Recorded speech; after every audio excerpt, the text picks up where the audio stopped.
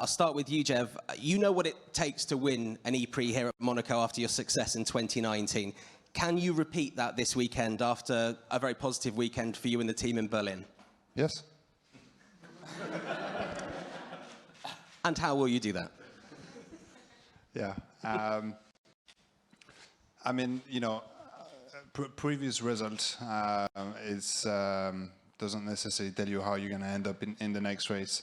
So I think it's you know, almost impossible to predict who can win this race. I think the only thing that I can do is focus on my job and on the job that we have as a team. Try and perform as well as possible. You know, I always say that if you have a good car and you leave the weekend with no regrets in terms of your setup choice, in terms of your qualifying performance and the race performance, you're generally never too far off the top. So I think the real target here is to live with no regrets and to do everything in our power to maximize the amount of points that we can score. Then once again, racing this year has been a little bit different to the other years. It's yeah, the racing is very difficult at the moment. Trying to understand, you know, how everybody races, which changed a bit from last season, is tricky. So yeah, I cannot tell you what's going to happen, but yeah, we're going to be pushing hard. That's for sure. It feels like this race is the race that drivers want to win that little bit more than every other race on the calendar. What makes the race here at Monaco so special for you? Well, I think it's history, legacy, and the thing is, if you win Berlin, you're not really the winner of Berlin because you got another race the day after. So, you know, who's technically the winner of Berlin? No one really remembers. Thanks. It's the truth. I mean, Mitch won a race, and actually, it's true. I forgot that he won the first race because there was another podium with another winner, and that's the difficulty of those two race weekends. Is there is not really a winner of that, you know, city of that race. While here in Monaco, you got only one race, and there will be one winner one day. So, you know, it's a little bit less confusing. But at the end of the day, you know, any wins is a win, and doesn't matter where you win, as long as you got the points to fight and win for the championship. It's all that really matters. I feel like New Zealand probably won Berlin. We can probably agree on that. That's true, actually. We're now halfway through the season. You're third in the championship. You're 19 points behind the leader, Pascal Vergne. At what point in the year do you allow yourself to think about a third world championship? Never. I mean,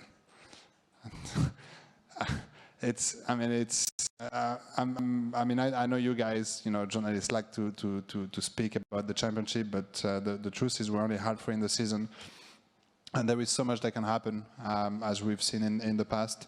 So I think together as a team and also myself, we're absolutely not thinking about the championship, just trying to bring good updates to help our performance and trying to maximize every race weekend that we have. And then we see where we end up at the end of the year. But you know, changing our approach in trying to think about a title that early in the season would be a mistake. Okay, thank you very much. Norman, we'll go on to you next. You're one of the drivers that live here in Monaco, and I know you know the surface incredibly well here. You've told me previously that the track here for a street track is in pristine condition. Do you feel that knowing this place like the back of your hand is an advantage? Honestly, no, it's not, because, you know, we all been racing in the past. In my case, it's going to be the 6th time I race in Monaco, 2nd time in Formula E. And Monaco, yeah, it's so special. Like, as I said, like, it's everything looks perfect here compared to the other track in Formula E, where the tarmac is really smooth. The marshals are doing an incredible job. So, you know, like, I expect, like, it's going to be a really, really tight, as always in Formula E, but even more this weekend, because the track, like, as I said, like, many of the drivers already drove on this track before, and it's not one of the hardest track, I would say, to learn and to push a car to the limit. So, yeah, it makes no difference at the end if I have the chance to drive every day, pretty much, when I'm around with my road car. It's, as soon as you jump in a Formula E car, it's completely different. You had a pole, a fastest lap, and you won the race in a junior championship back here in 2014. So you know this track really well. You know what it takes to win here. Do you feel that a result this weekend would be the thing that kind of kick-starts the second half of your season? I hope so. You know, in Formula E, everything is possible. So that's why when you ask Jean-Eric, like, well, for sure, he's going to try to win, Mitch as well. We all want to win at the end, but in Formula E, it's so difficult to predict what's going to happen.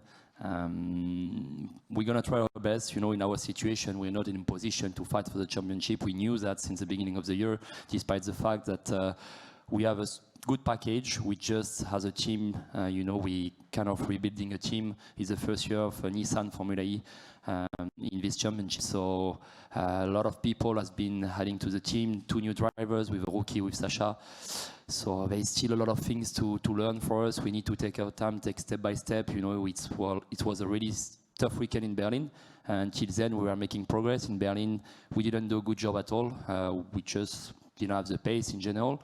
So it's going to be really important for us to get back stronger this weekend. Honestly, I'm not saying we're going to be good. I think we have a good package, and I think our car will fit pretty well to this track. But as I say, you never know what to expect. So we will push, as always, to the limits.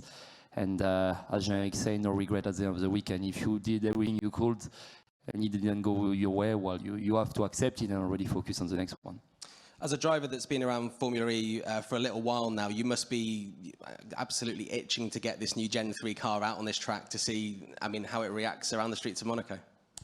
Yeah, like just to be in Monaco already, it feels special, you know, like for drivers. Like see, when you're a kid, it's one of the track where you play like first on the PlayStation, and yeah, like obviously, like as I said, we already race quite a lot in Monaco, but every year, when you know it's Monaco time, being here, it's always special. But at the end, you know, like today we're doing a lot of media stuff, blah blah. It's fun, but at some point you just want to jump in the car, focus, do the maximum, and obviously put everything together. Excellent. Best of luck this weekend, Norman. Mitch, it's been a very mixed start of the year and of Gen 3 for Jaguar TCS Racing, but after that win in Brazil, the first race, I think he won the first race, didn't he win the first race in Berlin? Don't worry, I was joking because you forgot, it's fine. No, I didn't win. You must be feeling obviously very confident coming in as one of the form drivers here. Yeah, I mean, just obviously super excited to be back in Monaco. It's my favorite race of the year, so that's always brings a smile to my face. But yeah, off the back of the last few races, it's been very positive as a team. Obviously, getting a double podium in Sao Paulo and obviously a 1-2 in Berlin was pretty special. Yeah, I've had a rough start. I've been quite quick at every track, but just haven't been able to convert it into results. But what's given us confidence that the pace has always kind of been there. So to be able to convert it into some big points has been really critical for me. But yeah, I come here. I've really enjoyed racing here in the past. I've not won here, which is annoying. But I've come close, and we hope to change that come tomorrow. Yeah, well, talking of coming close, it was second last year, but you did start on pole position. How important is getting track position from the start with qualifying here? 0. I don't think it's important at all here anymore with the Gen 3 car. I think here it's going to be maybe a little bit different because it's a proper, you know, street track compared to Berlin. But as we've seen in the past, the last few races, track position is at the start of the race doesn't really matter or care for much. You know, in Berlin I won from 9th, so I think anyone starting within the top 10 or 12 can definitely win this race. So yeah, obviously you still want to attack and qualify, and you still want to put the car on pole, get those points, and maybe try and get out of that chaos. Because in the mid pack, with the style of racing, it is a mess. So that there obviously is benefits to being, you know, towards the front of in the field. But yeah, the Gen 3 car's really throwing a massive curveball with the style of racing and the dynamic of it. So but yeah, we'll be going for pole tomorrow, but it's not super critical. Okay, and I've got to ask you this, obviously joking about the success that New Zealand drivers have had recently. There was the double success in Berlin. We've also seen Scott McLaughlin winning in IndyCar in the last week. I mean, it's a great time for racing in New Zealand, and it's a country that does punch above its weight. Yeah, I think historically we've done well as a very small country. We've only got a population of of 4 million. So to have two drivers here, obviously there's 3 Kiwis in an IndyCar. We've got Brendan and Earl and the WEC, so we do punch above our weights, and yeah, to get a double podium was pretty special, but to get 2 wins in Berlin was outrageous, especially with Nick, because I grew up with Nick in New Zealand. Since we were 6, we started go-karts at the same time. We were rivals, but also very close friends. So yeah, we've been racing against each other for like 22 years, which is crazy. I feel old when I say that.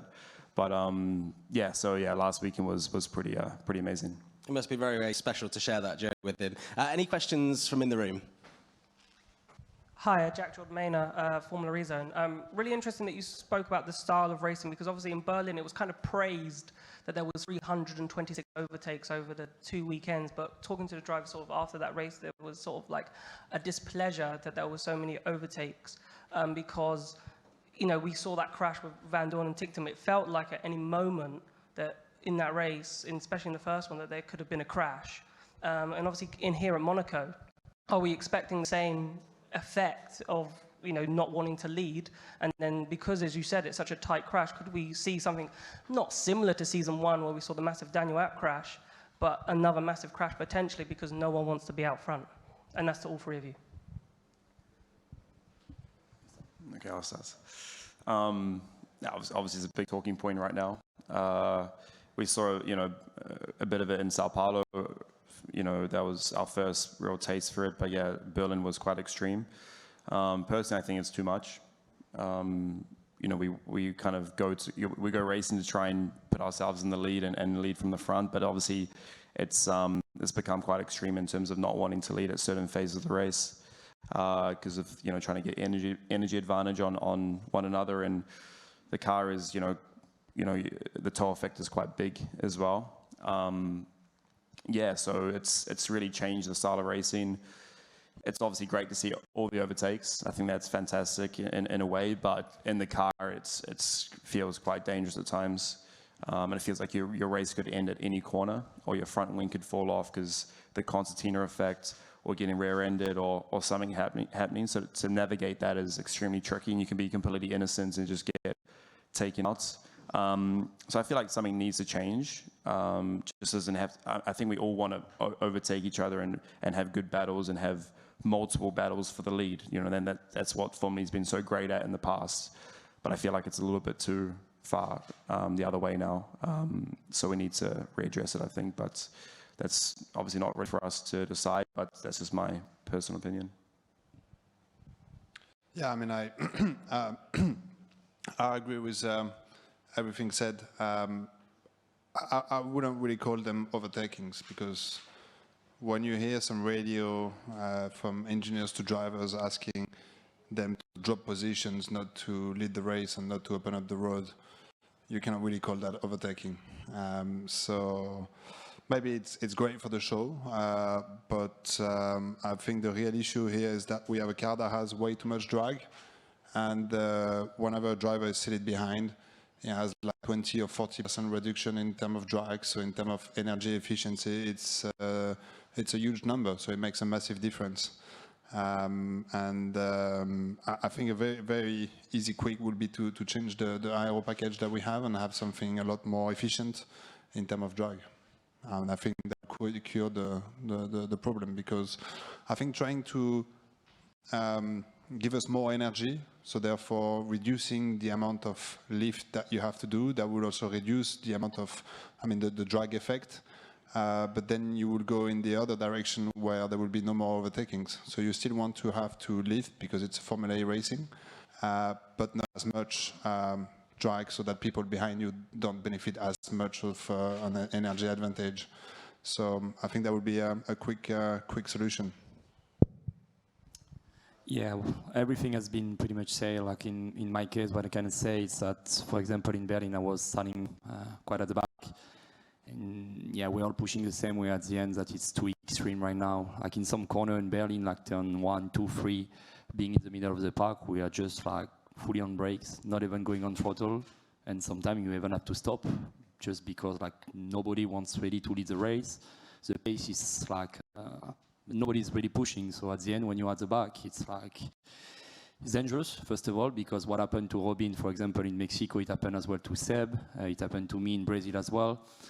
It's like sometimes when you have like so many cars following each other and you can't see what the car in front of you is doing, but you can really predict. It's like if 2 or 3 cars in front is like braking, and sometimes that's what happens. And when you are like the last car to arrive or just in the middle, you get caught and just by surprise, just because it's at the end and you maybe like 20, 30 kph slower than what you should be.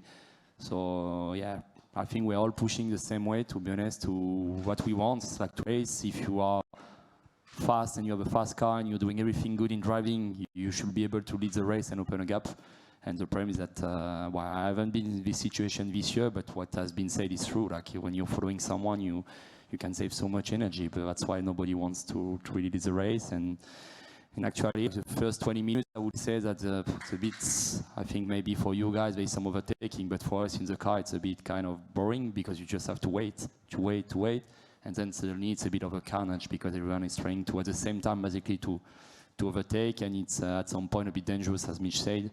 My situation in Berlin when Dan Tichtum and Stoffel crashed together, I got caught in a crash just trying to pass on the inside to avoid everything, and in fact, it's nothing I could do, and yeah, your race is over. Just because, in fact, the strategy is just, yeah, it's just a bit tricky at the moment. Thanks for your question. Thank you to Norman, Jean-Eric and Mitch. You'll be able to chat with the drivers in the media, which is taking place straight away outside right now. Thank you very much.